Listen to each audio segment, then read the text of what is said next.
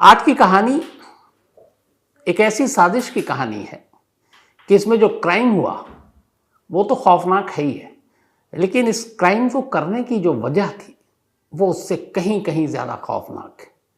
ये कहानी महाराष्ट्र में एक जगह है गढ़चिरौली, उसी गढ़चिरौली डिस्ट्रिक्ट की है। इस गढ़चिरौली में एक परिवार रहा करता था, बिल्कुल हंसता खेलता परिवार। परिवार के मुखिया थे शंकर कुम्हारे। शंकर कुम्हारे, उनका बेटा, उनकी बहू, उनकी पत्नी, सभी लोग रहा करते थे। जिंदगी ठीक ठाक चल रही थी, आम परिवार की तरह सब कुछ खुशहाल।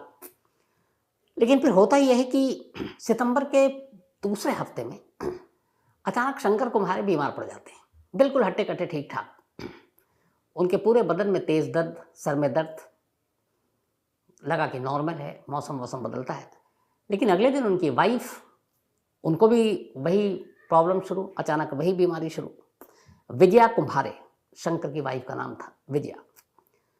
तो अब दोनों एक ठीक ठाक तंदुरुस्त इंसान, और अचानक ऐसे कि पूरे बदन में दर्द हो रहा है, सर में दर्द हो रहा है। लेकिन ये सारी चीज़ें हम लोग बहुत हमेशा मान के चलते हैं कि होती रहती है। लेकिन जब बर्दाश्त के बाहर ये दर्द गुजर गया हाथ से, तो फिर घर वालों को लगा नहीं यार ये सुकून नहीं मिल रहा, इनको ले चलो। तो उसी इलाके के एक अस्पताल में ले गए। अस्पताल में डॉक्टरों ने देखा, उनको कुछ समझ में नहीं आया, उन्होंने दवा ववा दी, कोई फ़र्क नहीं पड़ा। फिर उनको कहा गया कि इलाके के बड़े अस्पताल में ले जाते हैं। फिर इलाके के बड़े सरकारी अस्पताल में ले गए, लेकिन वहाँ जाने के बाद भी कोई फ़र्क नहीं पड़ा। इसके बाद ये हुआ कि नागपुर रेफ़र कर दिया गया, और डॉक्टर को समझ में नहीं आ रहा दोनों की बीमारी क्या है।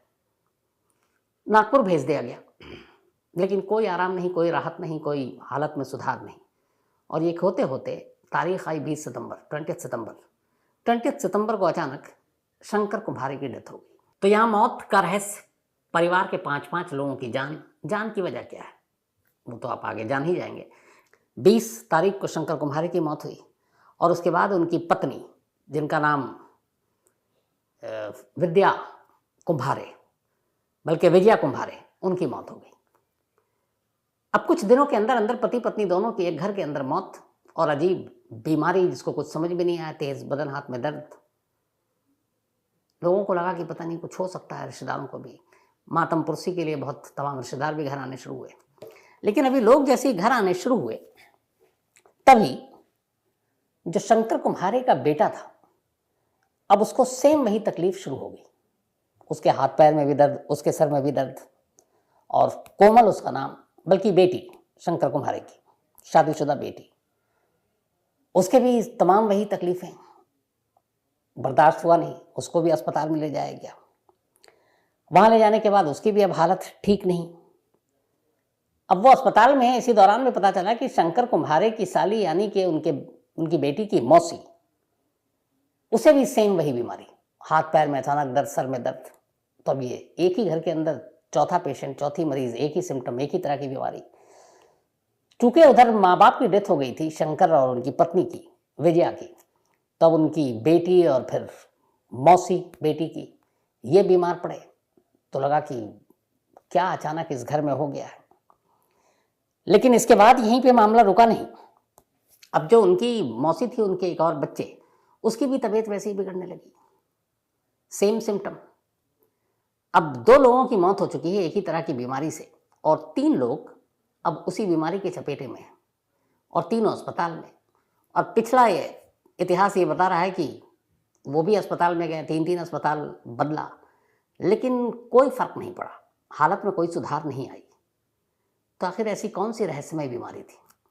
अभी घर वाले और पूरा मोहल्ला, रिश्तेदार सब परेशान ही थे कि अलग अलग अस्पतालों में, घर में देखो इतना बड़ा हादसा हुआ, घर के 2 गार्जियन, माँ बाप की मौत हो गई, फिर उनकी बेटी, मौसी, एक बच्चे, इन सब की भी हालत ख़राब है। अब इसके बाद एक एक कर और ख़बर आनी शुरू हुई। शंकर की बेटी, उनकी मौत हो गई अस्पताल में, उनकी साली, उनकी मौत हो गई अस्पताल में, और एक बच्चा, उसकी भी अस्पताल में मौत हो गई।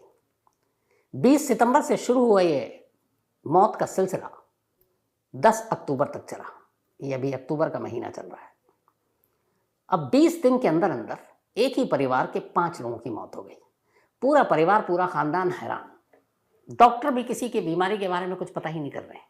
अब वहाँ ये रूमर फैल गया कि ये जादू टोना का मामला है, किसी ने झांक फूंक, फूंक वूक मार रहा है, या फिर इनके ऊपर कुछ साया, जादू टोना किसी ने दुश्मनी में कर रखा हो, और आमतौर पर ऐसी चीज़ें बड़ी तेज़ी से फैलती हैं। शायद इसी चीज़ को मानकर सब खामोश हो जाते हैं। 5 मौत 20 दिन के अंदर, और सारे हट्टे-कट्टे लोग, और एक ही तरह के सिम्टम, एक ही बीमारी, हाथ पैर और सर में दर्द, और उसके बाद एक एक करके दम तोड़ना। कोई भी अस्पताल उनकी बीमारी को पकड़ नहीं पाया। लेकिन अब हुआ ये कि 5 मौत के बाद शंकर का एक बेटा दिल्ली में नौकरी करता है। वो जब उसके पिता की मौत की खबर आई 20 सितंबर को, तो वो गढ़चिरौली पहुंच गया दिल्ली से। उसके बाद वहीं था। फिर माँ की मौत हो गई। तो माँ की मौत के बाद पिता और माँ सारे अंतिम संस्कार और बाकी सारी रस्में पूरी करने के बाद वो दिल्ली लौट आया। लेकिन जब वो दिल्ली लौटा तो अचानक उसे भी सेम वही बीमारी शुरू हो गई। हाथ पैर में दर्द, सर में दर्द अचानक। अब उसे ये पता था उसके माँ बाप को क्या हुआ था। अब वो घबरा गया। उसने अपने घर में बताया, अपने भाई को बताया। इसके बाद घबराहट में उसने दिल्ली के एक अस्पताल में जाकर खुद को एडमिट करा लिया। अब गांव तक ये खबर पहुंची। अब हड़कंप मच गया कि अब तक जो जो लोग इस बीमारी की चपेट में आए सारे मारे गए। अब ये बेटा है घर का, लगता है अब इसकी बारी है। इस दौरान में एक इनके दूर के रिश्तेदार थे, वो गांव आए थे मातमपुरसी के लिए। मातमपुरसी के बाद वो चले गए। जाने के बाद अचानक उनकी भी वही हालत, सारे हाथ पैर में दर्द, सर में दर्द। अब घबराहट में, चूंकि सच्चाई सब पूरे ये फैल चुकी थी बात, वो भी अस्पताल में दाखिल। एक ड्राइवर था जिनके एक रिश्तेदार जो मातमपुरसी के लिए आए थे, वो भी साथ आया था। 2-3 दिन घर पे रहा था। वो ड्राइवर वापस लौटा अपने इलाके में, सेम सिम्टम उसको भी शुरू। 5 मौत हो चुकी है। 3 लोग जो करीब उस घर में रहे, अब उन तीनों को यही सिम्टम। अब समझ में नहीं आ रहा है कि ये हुआ क्या अचानक। और अब हर की नज़र ये है कि ये जो बाकी 3 हैं इनका क्या होगा। 5 मौत हो चुकी है, क्या 8 होगी। इसी दौरान में इसी घर में जो घर की बहू थी, उनकी एक मामी, उनकी मामी का हस्बैंड, वो भी आया था मातमपुरसी के लिए। उसे भी सेम सिम्टम, वो भी जाकर अस्पताल में भर्ती हो गया। तो अब 9 हो गए ये केस कि 5 की मौत हो चुकी, 4 और। कुछ समझ में नहीं आ रहा। झाड़ फूक की बात लोकल थाने तक पहुंची। पुलिस वालों ने कहा इस इलाके में ऐसा होता है, लेकिन ये हो सकता है कोई रहस्यमय बीमारी हो। फिर भी पुलिस ने कहा कि चलो जहाँ जहाँ पोस्टमार्टम हुआ उसकी रिपोर्ट देखते हैं। अब जो पोस्टमार्टम रिपोर्ट मंगाई पुलिस ने, क्योंकि 5 मौत रहस्यमय तरीके से हुई थी और लोगों की खानापूसी, लोगों की बातें पुलिस तक पहुंची। पुलिस ने खुद इसको इन्वेस्टिगेट करना शुरू किया। अभी तक कोई मान कर नहीं चल रहा है कि इसके पीछे कोई साजिश हो सकती है। अब सवाल ये था कि 5 की उम्र अलग अलग, 5 किसी बीमारी से ग्रसित नहीं है। अलग अलग वक्त में एक ही परिवार के 5 लोग जो एक ही घर में हैं, एक ही तरीके से मौत कैसे हो सकती है। हार्ट फेलियर और मल्टीपल ऑर्गन फेलियर, यानी कि मानव अंगों ने काम करना बंद कर दिया। अब इस रिपोर्ट को देख के पुलिस और उलझ गई। पुलिस ने डॉक्टरों को कांटेक्ट किया, बोला कि ये क्या है। डॉक्टर मौत की और कोई वजह बता नहीं रहे। अब ये ऐसी वजह है जिस वजह पे कोई शक भी नहीं किया जा सकता। दिल का दौरा पड़ने से किसी की मौत हुई, रिपोर्ट में आ गई, तो आप क्या शक करोगे। किसी अंग ने काम करना बंद कर दिया तो आप क्या शक करोगे। तो पुलिस को लगा कि सही मानों में ये, हालांकि ये तो हो रहा है डाउट कि यार 5 लोगों की एक ही तरीके से मौत, और सारे एकदम तंदुरुस्त, ठीक ठाक, कुछ गड़बड़ है। अब इधर ये है कि जो बाकी 4 लोग बीमार हैं, सारी दुआएं मांगी जा रही हैं कि वो ठीक ठाक हों, उनका इलाज चल रहा है। इसी दौरान में पुलिस ने जब ये सारी चीज़ें देखी तो एक डॉक्टर ने कहा कि इन सभी के लिप्स थोड़े थोड़े से काले थे, और बाकी कोई ऐसी चीज़ हमें नज़र नहीं आ रही है कि जिससे हम डाउट करें। लेकिन पुलिस को लगा कि नहीं, कुछ तो गड़बड़ है, क्योंकि अगर इस रिपोर्ट में मौत की वजह तो क्लियर नहीं थी, लेकिन एक तरह से मौत सभी की हुई, अलग अलग उम्र के लोगों की, ये एक डाउट क्रिएट हो गया पुलिस के लिए। और ये गढ़चिरौली पुलिस ने बड़ा दिमाग लगाया इस पर खुद से। आमतौर पर ऐसे केस को पुलिस भी कहती है चलो छोड़ो। पुलिस ने कहा कुछ तो गड़बड़ है। अब पुलिस ने पूरे परिवार की कुंडली खंगालनी शुरू की जाकर। अब उस घर में पूछताछ करने का फैसला किया। परिवार में बचा ही कौन, एक बेटा वहाँ एडमिट है। घर में एक बहू थी। पुलिस की टीम पहुंची, पढ़ी लिखी बहू। जब पुलिस वहाँ पहुंची, अब चूंकि घर में एक परिवार में 5 लोगों की जब मौत हो जाए और 3-4 लोग एडमिट हों, तो आप उस घर के लोगों की हालत समझ सकते हैं। तो उसमें भी पुलिस भी होती है, इंसान है, कैसे बात करे, क्या पूछे। लेकिन फिर भी पुलिस को अपनी ड्यूटी निभानी थी। उसने पूछताछ की। लेकिन जब पूछताछ करने लगी तो पुलिस ने देखा कि यार ये जो घर की बहू है, इसका रवैया बड़ा अजीब लग रहा है। मतलब सास ससुर, कई लोगों की मौत हो गई, वो बहुत नॉर्मल बात कर रही है। दूसरा, उसको हेल्थ को देख करके ये बिल्कुल ठीक ठाक है। अब यहाँ पर यह था कि अगर इस घर में जादू टोना टोटका भूत प्रेत जो भी है या कोई और चीज़ है, एक एक कर लोग बीमार पड़ रहे हैं। जो दूर से मातम पुरसी के लिए आए वो भी लौटकर बीमार पड़ गए, लेकिन उसी घर में उसी छत के नीचे रहने वाली ये इकलौती ऐसी बहू है, इकलौती ऐसे इंसान है जो बिल्कुल फिट है। तो ऐसा कैसे? अगर किसी एक घर में कुछ किया गया हो तो सभी शिकार बनेंगे, लेकिन ये बहू कैसे बच गई? अब यहाँ पर पुलिस को डाउट पहली बार हुआ, लेकिन हालात ऐसे थे कि उससे सख्ती से कुछ पूछताछ नहीं कर सकते थे। पुलिस ने अपनी टीमें लगाई अलग अलग और इस बहू के बारे में अब जानकारी इकट्ठी करनी शुरू की कि आखिर ये है कौन। तो जब इकट्ठी करनी शुरू की तो बड़ी अजीब अजीब चीज़ें सामने आई। पहली, इस लड़की का नाम या इस घर की बहू का नाम संघमित्रा था। संघमित्रा एक कृषि विद्यालय, एग्रीकल्चर यूनिवर्सिटी या कॉलेज में पढ़ाई करती थी और उस कॉलेज की वो टॉपर थी। एग्रीकल्चर यूनिवर्सिटी या कृषि विश्वविद्यालय में तमाम चीज़ें पढ़ाई जाती, खेती बाड़ी, कैसे पेड़ पौधों को सुरक्षित रखें, तमाम कीटनाशक दवाएं, तमाम जहर। तो जब पुलिस के पास ये जानकारी आई कि ये जो बहू है ये एग्रीकल्चर यूनिवर्सिटी से पास आउट है और टॉपर है, तो पहली चीज़ जो दिमाग में आई कि फिर इसे तमाम पॉइजन्स के बारे में जानकारी होगी। अब ये जितनी भी मौत हुई, मल्टीपल ऑर्गन फेलियर और ये, तो दुनिया में ऐसे बहुत तरह के जहर हैं जिनको पकड़ना बड़ा मुश्किल काम होता है। तो इसीलिए किसी पोस्टमार्टम रिपोर्ट में पॉइजन नाम की तो चीज़ ही नहीं आई। अब एक तरह से मौत, तो ये कड़ी कहीं जुड़ गई, अचानक क्लिक कर गई। फिर पता किया कि ये संघमित्रा यहाँ कैसे आई, इस घर की बहू कैसे बनी। तो पता चला कि कॉलेज टॉप करने के बाद एक लड़के से उसको प्यार हो गया और वो लड़का ऐसी शंकर का बेटा था, लेकिन दोनों की कास्ट और अलग अलग चीज़ें थी। तो शंकर के घर वालों को तो आपत्ति नहीं थी, लेकिन जो लड़की है संघमित्रा, इसके घर वालों को इस रिश्ते से ऑब्जेक्शन, आपत्ति थी। संघमित्रा ने घर वालों की मर्जी के खिलाफ जाकर शंकर के बेटे से शादी कर ली, ससुराल आ गई। माँ बाप को ये शादी इतनी बुरी लगी कि संघमित्रा के माँ बाप ने नाराज़गी में कि उनकी बेटी ने ऐसा कदम उठाया, उनके गांव में उनका सर झुक गया, शर्म के मारे उनके हिसाब से या सदमे में कि उनकी बेटी ने उनका कहा नहीं माना और अपनी मर्जी से शादी कर ली, संघमित्रा के माँ बाप दोनों ने सुसाइड कर लिया। दोनों ने अपनी जान दे दी। जब जान दी संघमित्रा को, तब उसके बाद पहली बार थोड़ा सा एहसास हुआ कि उसने शायद गलत कदम उठाया। उसे माँ बाप की मर्जी के खिलाफ शादी नहीं करनी चाहिए थी, लेकिन अब ये तो हो चुका था। अब वो ससुराल आ गई। अब ससुराल में रहने लगी। एक लड़की जो ससुराल आती है, बहुत सारे रंग ढंग, आपको रहन सहन, कस्टम, बहुत सारी चीज़ों के साथ आपको एडजस्ट करना होता है। मैं समझौता नहीं कहूँगा, एडजस्ट, कि आपकी एक आज़ाद ज़िंदगी अलग होती है, लेकिन जब आप ससुराल में होते हैं तो आपके रिश्ते नाते, सास ससुर ननद, ये सारी चीज़ों को निभाना होता है। तो जो संघमित्रा थी वो इसमें एडजस्ट नहीं कर पाई। जब एडजस्ट नहीं कर पाई तो थोड़ा सा मनमुटाव शुरू हो गया। अब मनमुटाव शुरू हुआ तो फिर उसे एहसास होने लगा कि क्या उसने गलत कदम उठाया। उधर उसकी शादी की वजह से उसके माँ बाप ने खुदकुशी कर ली थी, ये बात हमेशा उसके दिमाग में रहती थी। तो इन सारी चीज़ों ने मिलकर धीरे धीरे उसे एक अजीब इंसान बना दिया।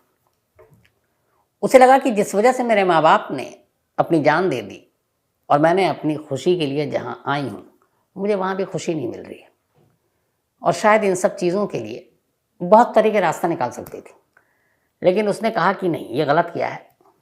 उसके बाद उसने एक खौफनाक फैसला लिया। उसने कहा कि अब मेरे माँ बाप की आत्मा को शांति तभी मिलेगी जब मैं इन लोगों को एक एक कर मार दूँ।